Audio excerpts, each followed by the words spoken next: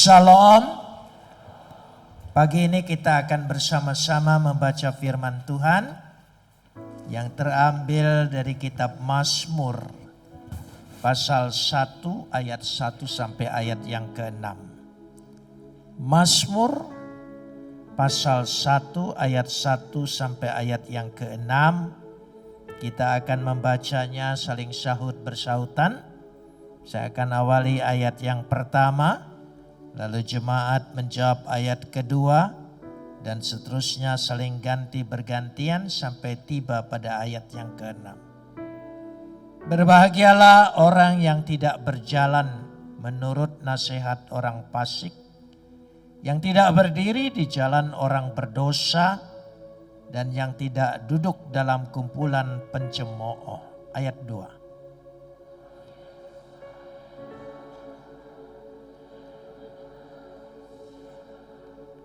Ia seperti pohon yang ditanam di tepi aliran air, yang menghasilkan buahnya pada musimnya dan tidak layu daunnya.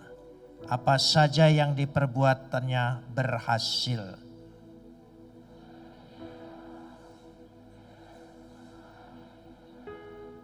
Sebab itu orang fasik tidak akan tahan dalam penghakiman. Begitu pula orang berdosa dalam kumpulan orang-orang benar.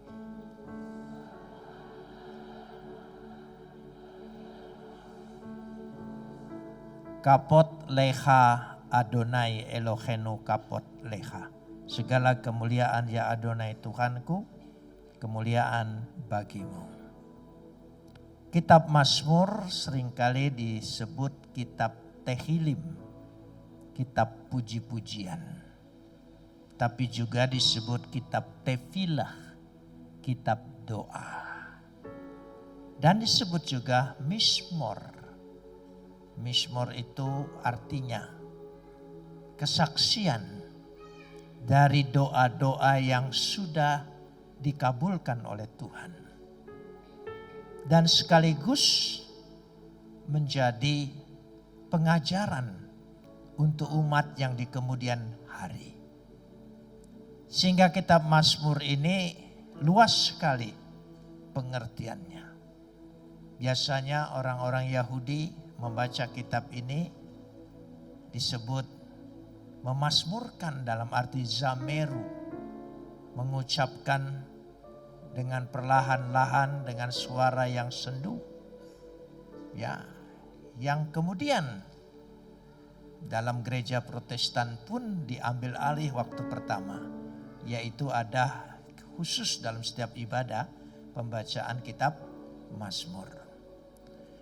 Nah saudara, hari ini saya ingin berbicara bagaimana kita meningkatkan kualitas kerohanian kita. Dengan meningkatkan kualitas kerohanian kita, kita meningkatkan juga kualitas kehidupan kita. Kitab Mazmur memberikan pengajaran tentang itu. Pasal 1 sampai pasal 3, dia berbicara bagaimana kualitas kehidupan orang yang diberkati Tuhan dan orang yang berbahagia. Karena itu pada ayat yang keempat sampai ayat yang keenam, sebaliknya bandingan orang yang tidak berbahagia di kemudian. Ayat yang pertama kalau kita perhatikan simak dengan baik-baik. Saya harap saudara lebih banyak menyimak firman Tuhan. Berbahagialah orang yang tidak berjalan menurut nasihat orang fasik, yang tidak berdiri di jalan orang berdosa, dan tidak duduk dalam kumpulan pencemooh. Saya ingin bahas dulu berbahagialah. Asre hais. Berbahagialah orang itu. Kata asre berakar dari bahasa Ibrani asor, asar.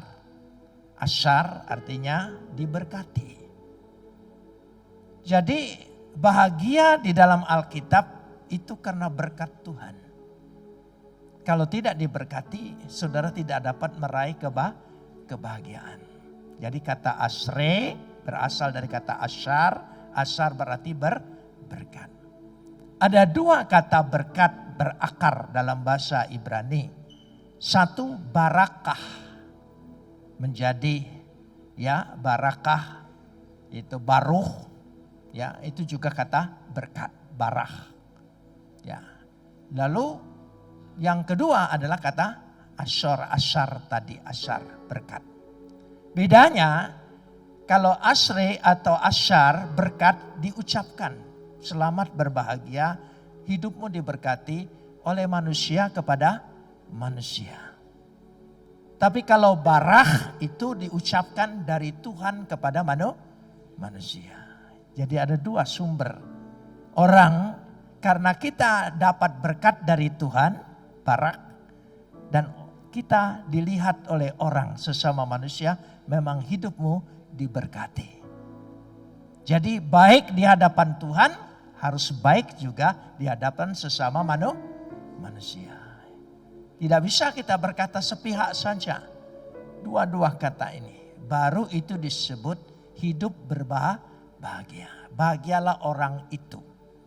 Orang itu menunjukkan satu pribadi. Bukan banyak. Karena memakai kata ha-ish. Orang itu. Nah karenanya dikatakan sebagaimana supaya kita mencapai hidup, kualitas kita hidup berbahagia. Kita lanjutkan ayat yang pertama. Kita simak bersama-sama dikatakan di sini. Berbahagialah orang yang tidak berjalan menurut nasihat orang fasik. Kata berjalan, perhatikan simak baik-baik ayat yang pertama. Yaitu disebut ya tidak berjalan. Ya saya ingin sampaikan dulu tidak berjalan. Kata tidak berjalan di sini ya kalau perhatikan dan ya tidak berdiri di jalan orang berdosa dan tidak duduk dalam kumpulan pencemooh. Ada tiga kata dulu kita perhatikan. Tidak berjalan, tidak berdiri, tidak duduk. Ini penggambaran secara perumpamaan atau memakai kata kiasan. Dikatakan tidak berjalan di sini, yaitu yang disebut berjalan itu halak. Halak itu berjalan.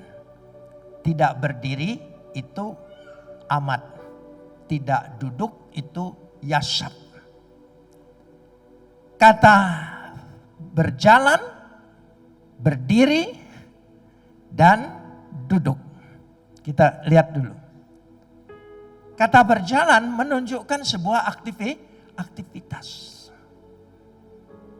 Sebagai penggambaran dari perilaku. Behavior. Perilaku manusia. Maka harus diperhatikan juga perilaku ini. Nanti dilanjutkan di sana. Perilaku kita itu menentukan hidup kita bahagia. Lalu tidak berdiri. Berdiri dalam penggambaran bahasa kiasannya cara orang mengambil sikap. Mengambil keputusan. Itu penting hidup ini. Dan tidak duduk. Duduk penggambaran dalam bahasa kiasan berpikir. Pola berpikir seseorang. Paradigma. Jadi ditentukan sekali di sini. Ya, halak, amat, yasab. Halak, amat, yasab. Berjalan, berdiri dan duduk. Perilaku, ya perilaku dan berdiri, cara mengambil keputusan dan cara sekaligus berpikir. Tiga hal ini menentukan hidup kita. Lalu dikatakan di situ, jangan berjalan menurut orang fasik dan orang berdosa dan pencemooh. Saudara, saya ingin menyampaikan di sini ada tiga kata di sini yang harus dihindari. Fasik, orang berdosa, dan pencemooh. Fasik itu puncak. Sumpamanya, ya, kalau dalam pangkat tentara itu Ada jenderal, ada kolonel, ada kapten. Menurut urutan yang diucapkan jenderal dulu atau kapten dulu? Jenderal dulu. Tapi urutan yang awal pertama sebetulnya kapten. Jadi tingkat puncak adalah fasik. Fasik. Yang kedua berdosa. Yang ketiga pencemooh. Awalnya adalah pencemooh. Pencemooh itu dikatakan, kalau kita perhatikan di sini, saya ingin berkatakan letsim, pengejek, pengolok-olok, ya, penyindir, gosip, pemfitnah, itu awal. Dan biasanya orang masuk dalam kumpulan ini adalah orang yang meremehkan Tuhan. Meremehkan firman Tuhan. Meremehkan ibadah-ibadah. Menganggap ringan dan enteng ibadah. Itu awal. Dosa masuk ke dalam hatimu. Kain juga jatuh dalam dosa seperti itu. Ketika dia meringankan soal persembahan kepada Tuhan. Kita belajar dari sana. Pencemooh, kata lesim di sini, perhatikan saudara. Jangan duduk berkumpul bersama pencemooh. Pencemooh tidak bisa duduk sendirian. Orang gosip tidak bisa sendirian, saudara. Ya, bahasa kerennya adalah gossiper. Ya, orang gosip harus ada sumber, harus ada pendengar. Sumber dan pendengar. Dan yang ketiga, ada penggembira. Ya, harus ada penggembira. Jadi umpamanya saja, saya kasih contoh saja. Sebab penggembira ini penting, penambah bumbu sedap. Sehingga gosip itu menjadi enak. Saya kasih contoh. Sumber berkata, orang yang digosipin pasti yang tidak hadir di situ. Tidak kumpul di sana. Kalau kumpul tidak jadi sumber. Tapi begitu saudara kumpul di sana dan saudara tidak kumpul, saudara jadi objek. Karena itu harus dihindari kumpulan seperti ini. Loyasap. Tidak boleh kita biasakan. Sumber berkata, ibu itu rambutnya tidak dikeramas, kurang mandi. Si pendengar, si pembumbu berkata, banyak kutunya. Itu saudara. Kutunya, iya. Ya, penggembira berkata lagi, saya lihat sendiri. Itu tambah seru, bumbu sedap. Nah ini tidak boleh, ini awal saudara merusak kerohanianmu. Bibit-bibit engkau berbahaya. Loyasap, tidak boleh duduk bersama pencemooh itu. Tidak boleh bergaul bersama dia. Tidak boleh biarkan dirimu terlibat untuk mendengar mereka. Loyasap, tidak boleh. Ini awal daripada kerohanian kita jatuh. Kering. Tidak ada spiritnya lagi. Tidak ada semangatnya lagi. Jangan biarkan itu. Ini penting sekali. Saya tidak ingin mengatakan apa-apa. Waktu Adam dan Hawa, ya, ada wanita lain enggak? Tidak ada. Tapi Hawa itu enggak bisa kalau enggak ngobrol. Dia harus ada tempat untuk ngobrol. Siapa yang pertama diajak ngobrol oleh Hawa? Iblis. Ngobrol dia tentang pohon pengetahuan. Ini hati-hati. Ini mulai kejatuhan. Jangan anggap ringan itu. Sebab dari gosiper menjadi memfitnah, merusak reputasi orang, merusak kehidupan orang. Dan itu berbahaya. Tanpa sadar kita sudah merusak spirit kita, kerohanian kita. Mulai jatuh sebagai orang berdosa, hataim. Dari letsim menjadi hataim, berdosa.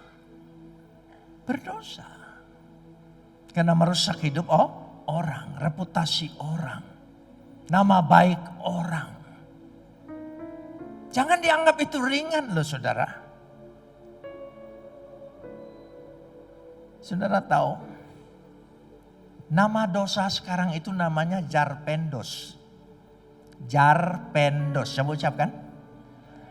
Jari-jari penuh dosa. Hati-hati. WA ini penyebar hoak. Itu bahaya sekali. Itu merusak sama sekali. Keren kan nama dosanya? Hataim. Mulai jatuh ke dalam dosa. Setelah itu kemudian menjadi resyaim, fasik. Orang yang berontak kepada Tuhan, orang yang melawan Tuhan, menentang Tuhan. Hidupnya bertolak belakang dengan firman Tuhan. Jadi sekali lagi, letsim, pencemooh, hataim, orang berdosa, resyaim adalah orang yang fasik. 3 tahap ini. Dikatakan jangan engkau duduk bersama mereka, jangan engkau berdiri bersama mereka, dan jangan engkau berjalan bersama mereka. Jangan. Jelas sekali. Lo amat. Lo itu dalam bahasa Ibrani tidak. Amat itu berdiri. Jangan sependirian dengan mereka. Ini penting. Ini ayat yang pertama. Kalau kita menghindari dari sini, kerohanianmu akan meningkat.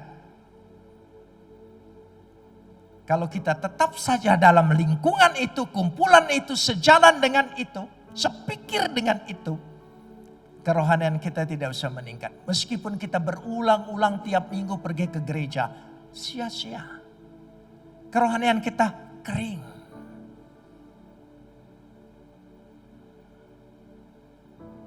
Itu penting. Saudara ingin kualitas kerohanian kita meningkat? Amin. Amin. Kita lanjutkan ayat yang kedua. Kita lanjutkan ayat yang kedua. Mari kita lihat bersama-sama. Tetapi apa dikatakan di situ? Ya. Yang kesukaannya adalah Taurat Tuhan. Tetapi kenapa pakai kata tetapi dulu? Kiim dalam bahasa Ibrani, kiim. Sebaliknya dari ayat pertama tadi. Sebaliknya kesukaanmu bukan poin 1, poin 2, poin 3. Letsim, pencemooh, hataim, berdosa, dan resyaim, fasik. Tetapi kiim untuk menunjukkan bertentangan. Saya kasih contoh. Kadang-kadang kita ini minta maaf dengan orang, tapi membatalkan maaf kita. Maaf ya, tetapi percuma kalau sudah maaf tapi pakai tetapi. Berarti tidak maaf. Maafkan saya, tetapi alasan. Kiim, tetapi ya, yang kesukaannya hepso. kesenangannya, kegemarannya, kerinduannya. Torato Adonai. Taurat artinya firman Tuhan. Kegemarannya adalah firman. Gemar yang bagaimana, saudara, di sini bukan soal hobi. Ada sebuah kerinduan hidup dalam firman. Bukan hanya mendengar saja, tapi memakai kata uve torato. Uve torato. Uve itu menunjukkan dalam. Kalau kita dengar firman Tuhan, kita hidup dalam firman Tuhan, hidup kita mencerminkan apa yang kita baca. Katakan amin. Oh iya. Hidupmu mencerminkan. Bukan hanya sibuk mendengar. Uve torato. Kita hidup dalam firman Tuhan itu. Kita menghidupi firman Tuhan itu. Amin. Oh iya. Yang kesukaannya merenungkan. Kata merenungkan memakai kata yehge. Yehge. Yehge itu bukan hanya merenungkan saja, tetapi juga meditasi. Meditasi bukan meditasi bertapa. Tapi merenungkan firman Tuhan itu, kata yehge diterjemahkan meditasi. Dapat diterjemahkan juga inspirasi. Dibukakan pikiran kita. Kadang-kadang kita semua ingin usahakan. Kadang-kadang ingin membuka usaha yang baik. Tapi tidak tahu harus usaha apa. Ya kan? Tapi kalau saudara baca firman Tuhan, percayalah firman Tuhan itu memberikan inspirasi. Ilham. Meditasi, inspirasi, kata yehge. Ya. Dan iluminasi. Dia memberikan pencerahan. Membuka pikiran kita. Apa yang kita tidak lihat, dilihatkan oleh firman Tuhan. Coba imani. Karena firman Tuhan ini adalah pekerjaan Roh Kudus. Sehingga firman Tuhan ini kumpul menjadi Alkitab. Siapa yang mengilhamkan para penulis itu? Roh Kudus. Berarti waktu kita baca firman Tuhan, Roh Kudus bekerja. Ketika engkau percaya firman Tuhan, engkau mengamini firman Tuhan, Roh Tuhan bekerja. Roh Tuhan membuka pikiranmu, memberikan inspirasi, iluminasi. Bahkan kita bisa mendapat sesuatu, kontemplasi. Itu kata yehge, yehge. Coba ucapkan, yehge. Itu merenungkan. Bukan merenungkan mikir, ngelamun, bukan. Karena kita percaya firman Tuhan adalah karya Roh Kudus. Ketika kita membaca firman Tuhan, Roh Kudus berkarya atas pikiran kita, atas hati kita, atas hidup kita. Memberikan inspirasi kepada kita, iluminasi kepada kita, kontemplasi kepada kita. Sehingga sepertinya tidak ada jalan buntu, tapi Tuhan bukakan jalan. Amin saudara.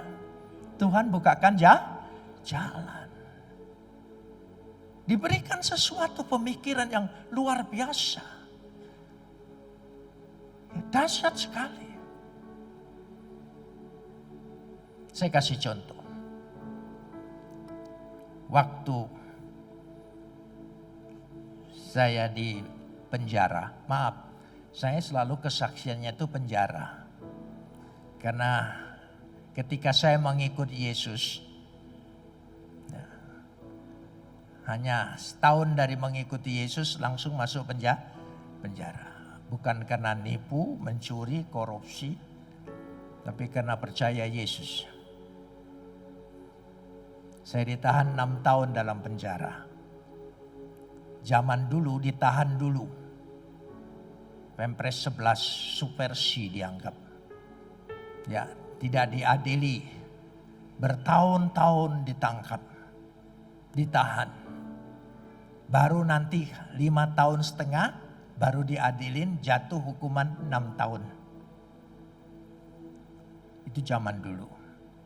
Dan saya mengalami itu. Dan apa yang terjadi? Ketika saya ditahan, tidak boleh bawa buku, tidak boleh bawa bacaan apa-apa. Enggak boleh.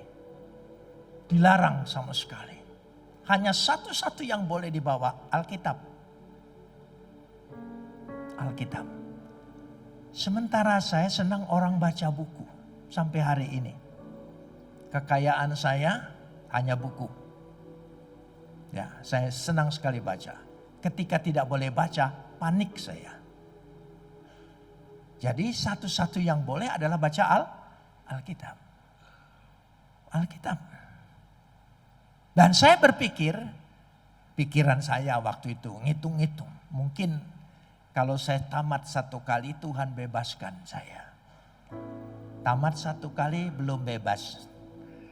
2 kali belum bebas. Saya baca terus. Selama 6 tahun saya tamat 25 kali baca ini.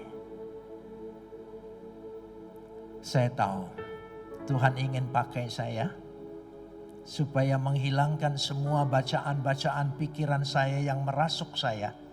Diganti semua oleh firman Tuhan. Baca ayat yang sama 25 kali coba.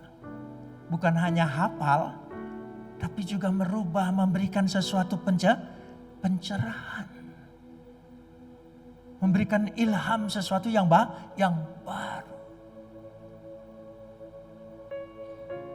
Coba saudara, supaya kerohanian kita meningkat, sumbernya hanya satu, firman Tuhan. Katakan amin.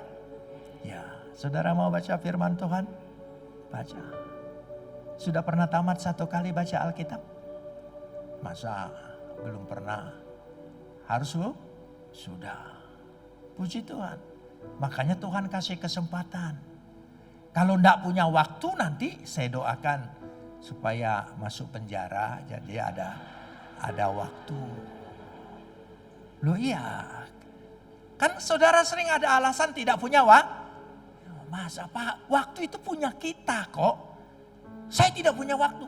Heran itu orang enggak punya waktu tapi punya jam. Semua orang, waktu itu punya kita. Tergantung kita. Mau digunakan atau tidak. Jangan bilang tidak punya waktu.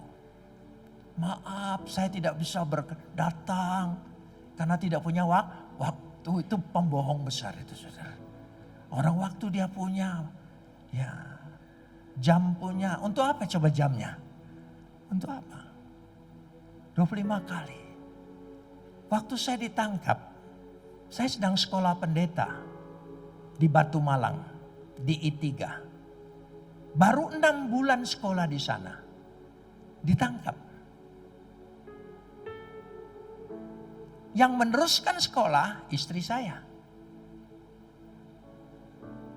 6 tahun, teman-teman 4 tahun sudah STH.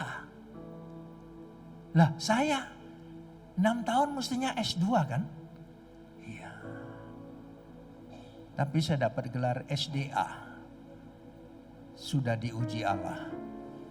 Ya, karena proses itu. Jadi Tuhan itu tahu. Memberikan waktu kepada kita. Dia rindu, dia ingin engkau kenal saya. Firmanku.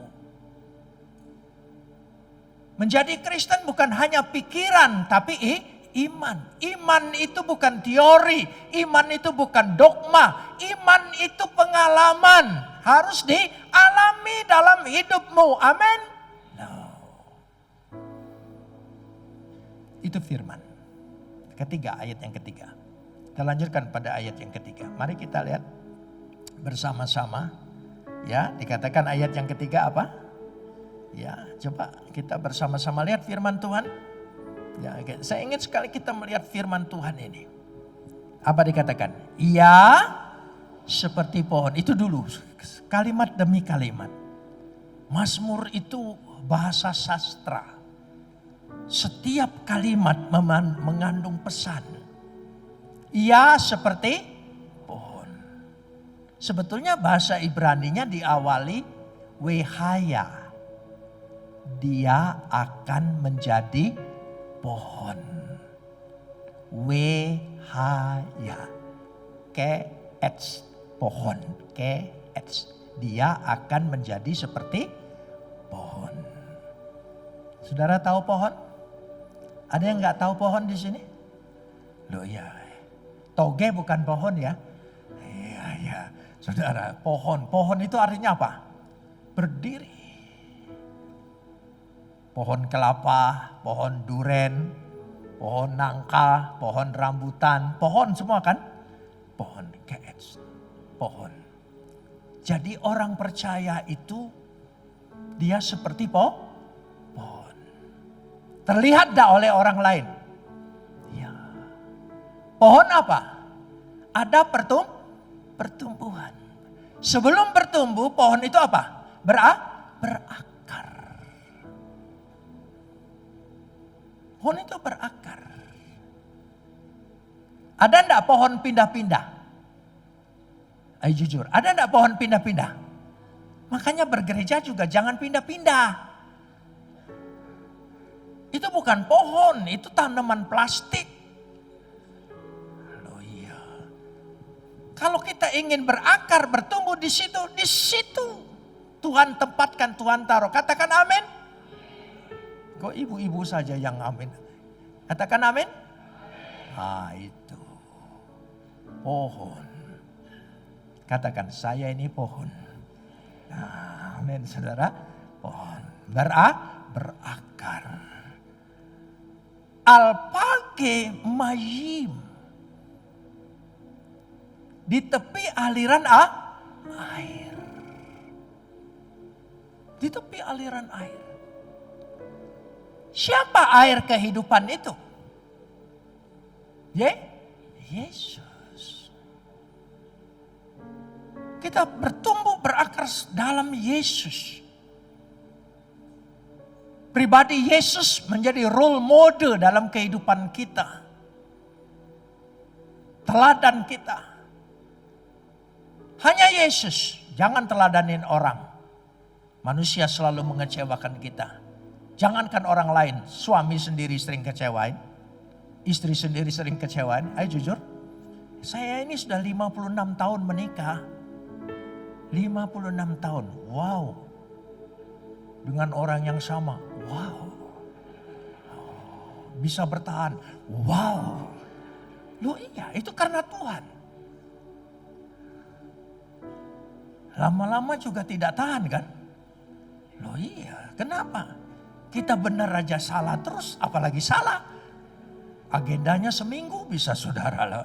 Ini saya berani ngomong karena dia tidak hadir sengaja. Ya gitu, karena ada pelayanan di gereja sendiri. Itu karena Tuhan.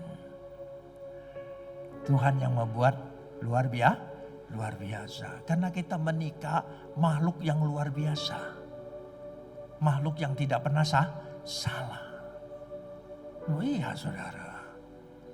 Hawa itu paling hebat. Yang berani ngobrol duluan dengan iblis siapa? Hawa. Yang belajar bohong duluan dengan iblis siapa? Loh yang mengaku ibu-ibu ya. Oh, iya. Jadi makhluk hebat.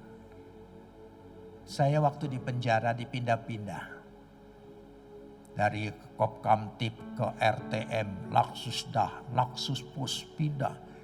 Dipindahkan juga ke Surabaya, ke Kalisosok. Bukan ada perkara. Karena setiap tempat saya menginjili banyak orang dibaptis. Jadi dipindahin. Buka daerah baru. Jadi waktu dipindahin ke Kalisosok saya tidak mengeluh. Saya hanya berpikir, oh California. Pindah Cipinang, Chicago. Lalu pindah-pindah. Waktu di Kalisosok saya di selnya ada namanya rumah sakit. Jadi di Kalisosok itu saking besarnya penjara, ada rumah sakitnya, ada lapangan sepak bolanya. Oh itu. Kalau enggak percaya masuk sana. Saudara, di rumah sakit, kebetulan dokternya itu kepala rumah sakitnya orang Kristen. Ya saya saya di sel itu, dia bilang bantu-bantu, saya bantu-bantu dokter. Saya buatin daftar orang pasien. Dari blok mana. Wah saya susun semua dari abjad namanya semuanya. Kalau bebas saya tulis bebas. Terus nanti datang lagi, masuk lagi, saudara. Nah dokter itu dari hari Senin sampai hari Jumat. Dari jam 9 sampai jam 2 siang. Dari jam 2 siang sampai jam 5 ada waktu. Saya minta izin dokter, boleh enggak saya wawancara dengan narapidana ini. Perkara apa, termasuk Husni Kasdut, hukuman mati yang ada di Kalisosok. Saya pernah wawancara, saya injili, saya wawancara. Saya tanya mereka, kenapa sampai ketangkep? Kan kalau pencuri, perampok kan sudah persiapan. Supaya tidak ketangkep, kenapa sampai ketangkep? Jawaban mereka mengherankan saya. Rata-rata mereka menjawab di luar dugaan saya. Saya durhaka dengan ibu saya. Saya mengkhianati istri saya. Loh, enggak ada kasusnya. Kenapa sampai ketangkap? Rupanya sialnya ketangkap itu karena dia durhaka dengan ibunya dan mengkhianati istrinya. 75% mereka jawab seperti itu. Akhirnya saya berkesimpulan, 2 wanita keramat dalam hidup kita. Ibu dan istri. Katakan apa? Ibu dan istri. Sekali lagi katakan apa?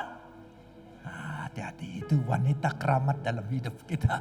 Saudara, amin saudara. Jangan sampai kita durhaka dengan ibu dan mengkhianati istri. Tidak usah berdusta dengan istri. Percuma. Dia belajar bohong dari sumbernya. Kita belajar bohong dari dia. Saudara, percuma. Dia pasti tahu. Dia pura-pura aja. Oh ya. Oh dia tahu itu. Dia pura-pura aja itu saudara. Makanya lebih baik pagi ini bertobat, berjanji saya tidak akan bohong lagi dengan istri. Ya, seringkali yang paling banyak dibohongin oleh suami siapa? Bukan atasannya, tapi istrinya. Ini di tempat lain. Ya, di Jakarta Selatan, saudara ya. Ini kan Jakarta Timur, gitu saudara. Saya di selatan, ya dikatakan. Jadi di tepi aliran air, yang buahnya, buahnya, ya yang buahnya dikatakan di sini, yang menghasilkan buahnya padamu musimnya. Saudara harus ada buahnya. Kalau saudara sungguh-sungguh bersumber sebagai pohon pada Yesus Kristus, sumber air hidup itu, pasti saudara punya buah. Amin. Ya, pohonnya macam-macam tidak apa-apa. Yang penting ada buahnya. Buah juga karakternya sendiri-sendiri. Orang Sumatera itu buahnya duren. Ya, di luarnya kasar, dalamnya lezat. Nah, ya begitu kadang-kadang. Memang kadang-kadang perkataannya, sikapnya kasar, tapi sebetulnya hatinya baik. Katakan amin. Ya, bantu saya dong sesama orang Palembang. Ya, orang Sumatera. Mungkin yang lain juga ada buah kelapa. Ada juga buah rambutan. Kadang-kadang manis, kadang-kadang asam. Tidak apa-apa. Yang penting proses pohon selalu berbuah. Buah dinikmati oleh orang lain. Amin. Pasti hidupmu bahagia. Karena kita ingin berbuah. Dan dikatakan di situ, ya kalau kita perhatikan, ya coba kita lihat bersama-sama. Buahnya, dan yang tidak layu apa? Daunnya. Daun tidak layu. Pelayanannya tidak layu. Dan dikatakan apa saja yang diperbuatnya, tolong sambung, berhasil. Saudara mau berhasil? Jadilah pohon yang bersumber pada Yesus. Pasti hidupmu berhasil. Yasliyah. Yasliyah. Yasliyah. Katakan. Ya, pasti berhasil. Usahamu, pekerjaanmu, karirmu, rumah tanggamu, masa depanmu berhasil.